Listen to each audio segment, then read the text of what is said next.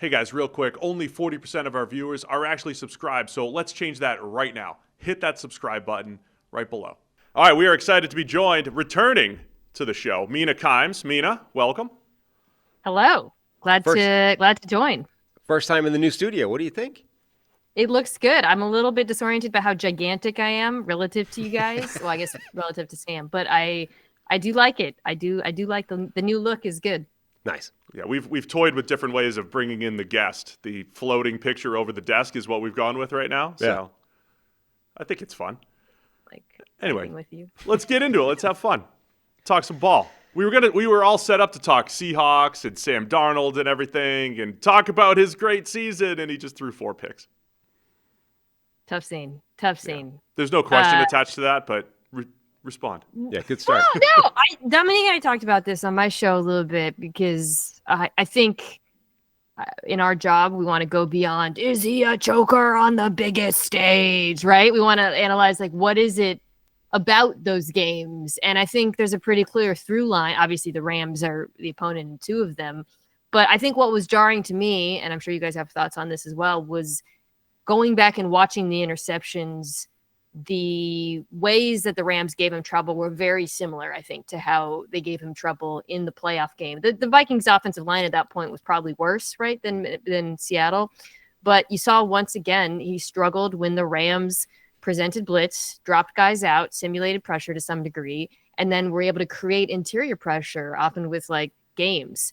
And every single one of his interceptions, there was some form of interior pressure. And I think on 3 of the 4, there was some sort of simulated pressure. And that's something that they've got to solve. I think there's ways that you can solve that with Darnold. We can talk about that. But I think if you're Seattle, maybe take some comfort in the fact that it's not like he lost in a wildly different way or struggled. I actually think there's like a pretty obvious connection between those performances and this one. Yeah, so I think like that's one part of this the Rams have like a fairly unique ability to disrupt Darnold and cause problems. But like overall, as someone into the Seahawks, how surprised are you at this Darnold season so far, and the flip side of that being Geno's season with the Raiders? Because when that move or that series of moves happened, I didn't know that it was particularly clear that they upgraded. Like, I thought there was a significant risk that they might have downgraded from Geno based off the unknown quantity that was Darnold coming off that end-of-season implosion. And yet, up until facing the Rams, like, Darnold had been arguably the best quarterback in the NFL. Meanwhile, Gino Smith is completely, like, imploded with the Raiders. Yeah, I think there's a lot that have played into both the improvement, and Darnold has improved this year over last year, even before the playoff collapse or the last couple of games. And then I think Geno's gotten demonstrably worse. And I think what you've seen is like both of their strengths and weaknesses amplified by their circumstances. I mean, the Raiders right now have a non-functional offensive line. I mean, would you say they're the worst? I guess the Chargers are giving them a run for their money with all the injuries, but they're right there. And the Raiders obviously lost Colton Miller and Jackson Powers-Johnson and whatnot. And that's not to exonerate Geno at all, because you watch him, he's making bad decisions. He's missing throws he used to make, but you see like, oh, this is a quarterback that already had a propensity to throw risky balls. And it's like they took the Seahawks 2025 4 Seahawks offense where they couldn't run the ball and he was in the gun all the time, and they made everything about it worse. And then he's become a worse player. And maybe some of it's age too, in terms of the throwing ability. But I think a lot of it is just bad decisions, can't run the ball, bad offensive line. He's compounding it with worse quarterback play. So that's the Geno side. And if anything, I think underestimated some signs of regression that are already there, but I really underestimated how shitty this Raiders offense was. And I like, for me as an analyst, the biggest self-scouting, yes, the Geno thing has invited some circumspection, but also like taking it back instead of improving that offensive line in retrospect looks like one of the worst decisions of the NFL offseason and the NFL draft. Flipping it to the Sam side of things, to me, the biggest improvement has been the offensive line. But again, that's something that in retrospect, they drafted a really good offensive line in the first round. You get a healthy season out of Abe Lucas. So undeniably, there's obvious reasons why it would be better. But I also think and this is why they went out and got him. It's obviously a scheme that is suited to his skill set, and you're seeing that. You also have, of course, JSN taking leap into becoming like maybe the best receiver in the NFL. So there's a lot going on there, and I think to answer your question, it really is about like, okay, trying to take a step back and look at these offensive ecosystems or like just the structure and saying, are these things trending in the right direction? Do they have players I feel good about? And I think the Raiders one was actually more predictable than Seattle, to be honest, because I thought the Seattle offensive line would continue to be an issue. Yeah, that makes sense. I feel like you combine that too with Mike McDonald being in his second year and what he's doing defensively, and you get a Clint Kubiak in there. So when you mention ecosystem, it's the play caller, some familiarity with Darnold, playing to his strengths, but maybe a head coach who's moving in the right direction as far as the NFL as well. I love that point too, because of the complementary football aspect of it. That the other thing that was wholly predictable was Seattle having an awesome defense. I think most people thought they would be awesome because in the second half of last season, you saw it is a thing. The Mike McDonald leap is a real thing. We've seen it now on two teams, not just a leap from being like below average to good, becoming the best defense in football, arguably, right? But when you think about, okay, what do they want to do with Sam Darnold on offense? They want to, put big bodies in the field, play action, et cetera. Well, that works a hell of a lot better when you're not playing from behind. And if you have the best or top three defense in football, you're less likely to be playing it from behind, right? So you have to think about these things holistically. The nature of that offense works in large part because the defense is so good. Robert Mays had a really good tweet during the week where he was like, the reason we all love this game is because it's this unsolvable puzzle, right? And every year, there's no way of fixing everything. You try one thing and it breaks something else, and it's just we're all going nuts trying to look at how to improve and how to get incremental gains. What are some of the most interesting kind of schematic changes or wrinkles or things that are unique to this season that you've been noticing? One of the ones I think that's interesting is that Seattle Rams game where all of a sudden Sean McVay, it's not 11 personnel now, it's all this 13 personnel with 3 tight ends and these big heavy formations. And what have you been most interested by? Well, that was a fascinating chess match inside the game too, right? Because on the first couple of drives, McVay, and this is something he's been leaning to the last few weeks, let's put 3 tight ends on the field. Let's get teams to put linebackers on the field, and then we'll absolutely destroy them through the air. Seattle does not put linebackers on the field. They live in dime or really big nickel and nickel.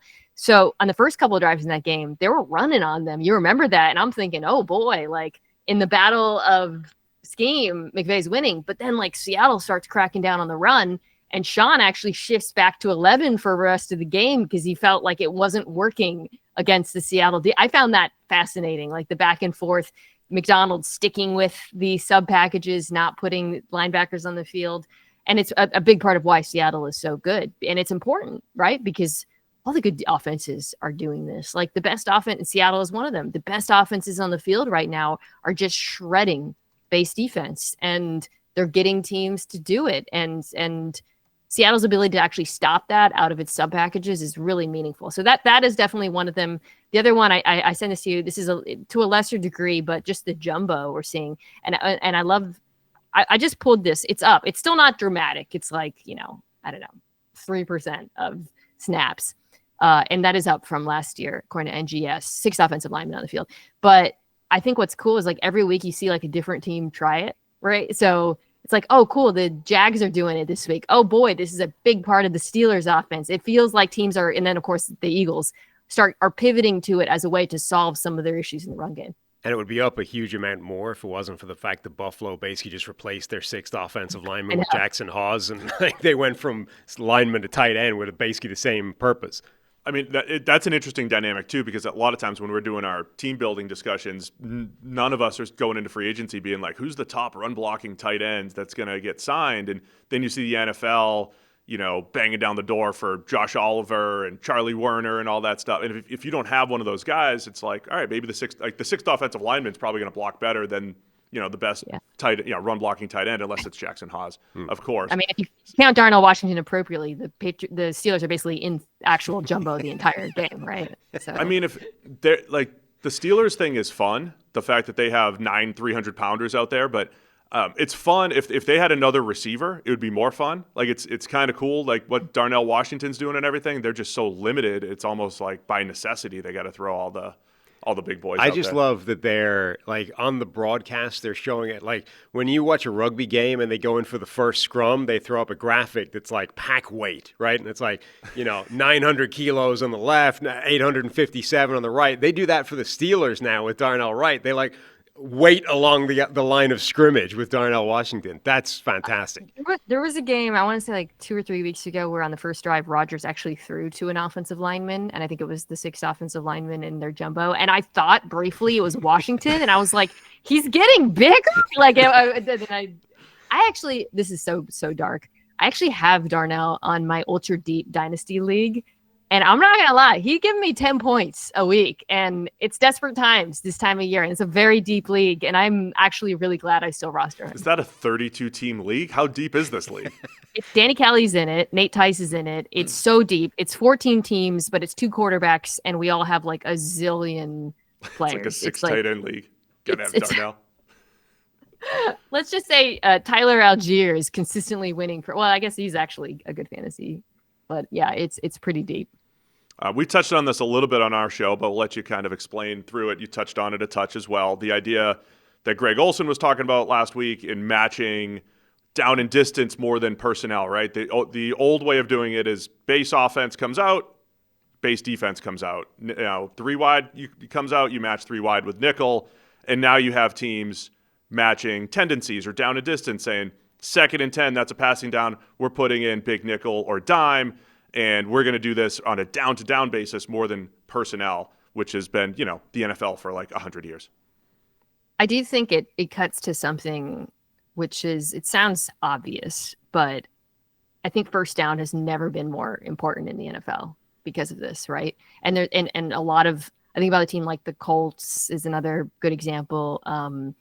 Like if you can just win on first down in Seattle, you saw this against the Rams in a big way. Once they were able to win on first down, it was like great from there, because you're not worrying about those schematic mismatches of potential. But to me, it's like almost every great offense right now, the Lions, the Eagles to some degree, like they're not a great offense. I don't know why I said the Eagles, but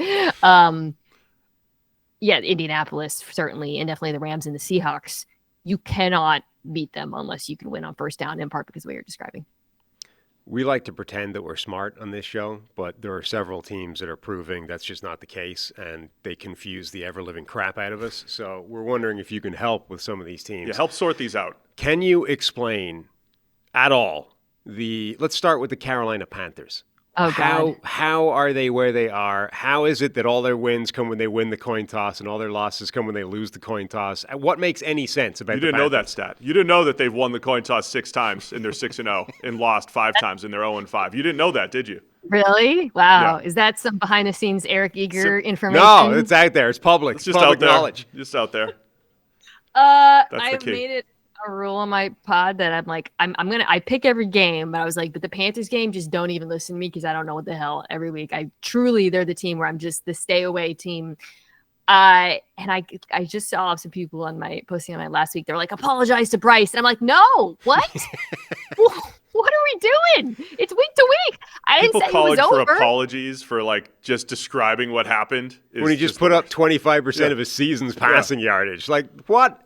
He had a good game in week 11. It's awesome. Like when social teams dunk on shows and whatever for picking against a team. And it's like, there's a reason why we all picked against you. Like where was this last week? Okay. Like, so Bryce is the most perplexing part of this to me. Like week to week, I'm just like, I just don't know. I think that the consistency though, and there's been some weeks where this hasn't been the case, but on this season, massive improvement in run defense is really driving a lot of this. Derek Brown cannot be overstated how big of an impact it was having him back in the lineup. But lest we forget, this was the worst run defense in football. I remember at one point I looked it up, and statistically they were turning every team into the 2024 Philadelphia Eagles. Like they were like teams are just it was just hot knife through butter every game, and they've really, I don't have it in front of me, but really tightened up against the run. And you're seeing some young players too contribute on both sides of the ball for sure. McMillan's been awesome on offense. But to me, if I had to point to one thing about Carolina, and I'm like, why are they actually like either competitive or winning games? A lot of times it's that. Same division, maybe more confusing. The Atlanta Falcons. How can they go out there, absolutely murder Buffalo, look like one of the best defenses in the NFL, and then random games where they get smoked by Carolina? They haven't won since, right? That's their last win? Yeah, but even then, like, coulda, shoulda won against Indianapolis. Like, their best games come against the best teams, and then terrible games against other teams. Yeah, explain, Mina. Thank you. This one I think I can explain, actually. Excellent. And actually, it kind of flows from what I just said about Carolina. The Atlanta Falcons are, I think, the most scheme-dependent team in football. Or not, scheme is the wrong word, but they're matchup-dependent. That's what I meant to say. If they face the right kind of defense, Buffalo is a great example, where you can just run on them, right? And then the types of passes that they like to do because they have such a specific style work, they can win any game. The problem is if you run, Carolina has a decent run defense, for example. I think, and you saw Bijan get bottled up in this one. I think for them, the wrong matchup can completely shift things. And then the pass defense is not great. The pass rush is improved, but there's still some major issues there. So another team we're trying to figure out, the Green Bay Packers. Started the season looking like the best defense. Micah Parsons changes everything, and they've got those few losses. Late one against the Browns, the Panthers won. They've got some weird losses in there. What do we make of the Packers? I think the defense still has holes, and like the cornerback concerns coming into the season, sometimes it pops up. Run defense in that game was really rough, but I would say the run defense is just okay. You're not seeing week one, it looked like, wow, Micah Parsons completely unlocked the defensive line. Since then, nobody outside of Parsons really has been a consistent producer. So I think it's just not as talented perhaps as it seemed. And then offensively, it's just, to me, the offensive line has just really held this offense back. And you see that on the ground and you see that in the passing game. And I think Matt LaFleur has been overly conservative at times, trying to compensate for it. And so everything gets kind of held back. And pass catchers too, right? God, They had a million drops this week. Whew. You coined the term for Jordan Love. Are you sticking by the Toyotathon quarterback? And when does Toyotathon start for you? And will this continue, this trend in Jordan Love's career this year? I think it started. Hold on. I'm looking it up. I think it's like when we get into Thanksgiving time, right? Like it's usually mid-November. Yeah. He's coming off of his best PFF grade of the season. I know that. He was awesome for this game. Maybe that was it. He kicked off Toyotathon with like a 90-plus grade. So Toyotathon start date. When I don't is know if Toyotathon? they're official. Yeah, now I'm looking it up. While we're here, date, have you ever gifted or been gifted a car with a bow on it? Good question. Sam likes that. Okay. Sam's favorite part of the holidays. Apparently, your dad did this, didn't he? He did. Yeah. You make fun of people, and your dad. Well, they were like swapping out the car, right? And my mother was mortified that she came out and it had the big red bow on the top, which apparently my dad specifically requested Dr. for that Monson. car. Good work, doctor. Yeah. Good work. So he's the only person that's ever done it that I've tracked down. You make down. fun of people that do this every year. I do, yeah, including him. Toyotathon, according to Tuscaloosa Toyota, just a local Toyota dealership, kicks off in mid-November. I see one that says it's going to run from November 19th. That's tomorrow or today, depending on when you're listening to this show. I would say we say it's retroactive to last week. Okay. Last Sunday, Jordan Love, game-winning drive. It counted. I'm not going to say I got him that deal, but I did amplify it. And then after that, he immediately signed with Toyota as a sponsor. So I'm not trying to take credit. I'm not trying to get a cut. Finder's best fee. For the holidays. Finder's fee. I think he's good. I don't think he's ever going to be like a machine type quarterback. That's just the nature of his game. But I think he's capable of making like the high end throws as anyone in the NFL. I think the decision stuff has been overrated. And so I'm a Jordan Love. I wish they had a run game. I do though. One more team we had on the confusing list, but I'm wondering after Monday night, are they just going to be good now? The Dallas Cowboys with all those additions on defense, with young players coming through, with Overshown coming back. Is this just like, is the defense going to go from being the worst defense in the NFL to now being average enough that a really good offense can make the team good? Well, we're about to find out because they got the Philly rematch, but I don't think you can learn much from going against that Raiders offensive line. And that's not to say that they're not improved, because players matter, Right. and they've added a bunch of good players like in a hurry. So I think it's highly possible we could see improvement, but I just don't know after Monday. I just feel like mystery. Yeah. Still a mystery box. Yeah, it's like the Patriots schedule. Doesn't mean you're not good. It's just that we don't know yet. Just don't know. Well, Dallas, Patriots, we've got 3 who challenging they games have? here. Well, England's all got- season long, but they have like 2 hard games left. They have Some two- okay, so we're Buffalo, the second game, and Baltimore, the 2 games that you're like, well, you might learn something in those games. Everybody else, they should beat. That's going to be like a big Drake May MVP inflection point. Like, yeah, if he can do it They're again. coming to Cincinnati this weekend. Oh. Coming to hang out. Are you still? You're an AP voter, right?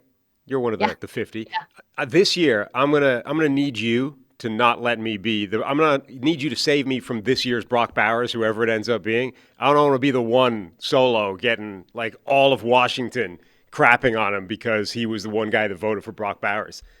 I got a lot of heat for picking Lad McConkey over Bo Nix last year.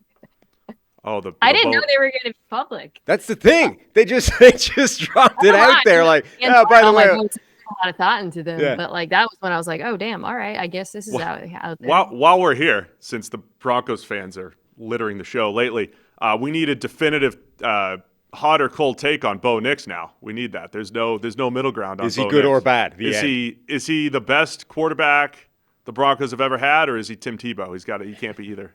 Unfortunately, I'm going to give you the weenie answer, which is I think he is good enough to win games with this elite defense and this good offensive line and this great coaching staff. Before Broncos fans get mad at me and say I'm damning with faint praise, there are a lot of quarterbacks I don't feel that way about around the NFL, right? Like you swap places with him and J.J. McCarthy at the moment, and the Vikings are winning a lot of these games. So I know that's a pretty low bar, but my point is like he's playing good enough, and you know, it's just there's an inconsistency factor that can't be denied. Made some huge plays against the Chiefs. Both things can be true, right? Was awful against the Raiders, came back, was excellent against the Chiefs, week to week with Bo. I love that you tried to pander to get back in the good graces of the guys that, you know. I just want to show Broncos it's not just me that has lukewarm takes on Bo Nix that is just describing what you see. Sometimes he's good, sometimes he's not. That's just the truth. I just feel like reaching out to the people that, you know, hammer you for that take in the first place, they're probably not reachable. You know what I mean? Like they're probably not. The ones that are like, oh, that man said something slightly negative about my favorite player. What an idiot. You're not getting that guy back. I know. I hate talking to the people that aren't actually listening too. Every year there's a quarterback that makes people insane, and I think it's Bo Nix this year. That was actually how I was gonna wrap this whole thing, because there were people out there being like, I found a lot of weird people out there. I've never seen anyone take as much criticism as J.J. McCarthy. Like, that's what I saw from Vikings fans. It's like, have you ever been anywhere? So which quarterback takes the most?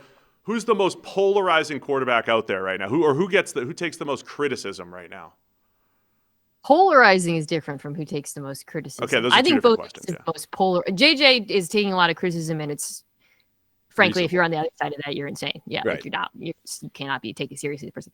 Polarizing, it has to be like a good debate. And I think Bo Nix right now is the guy, like Tua was this guy forever, where you got people on both sides, you got reasonable debate. For some reason, it's extremely amplified and heated, and people are being crazy about it. But I think Bo is the guy this year, right? Because Tua had that mantle. The Tua, Jimmy Garoppolo was this guy for a long time. I fought in the Jimmy Garoppolo wars of the late teens and 20s or whenever that was. Tua had his own Anon, right? Yeah, is there a Bo Anon?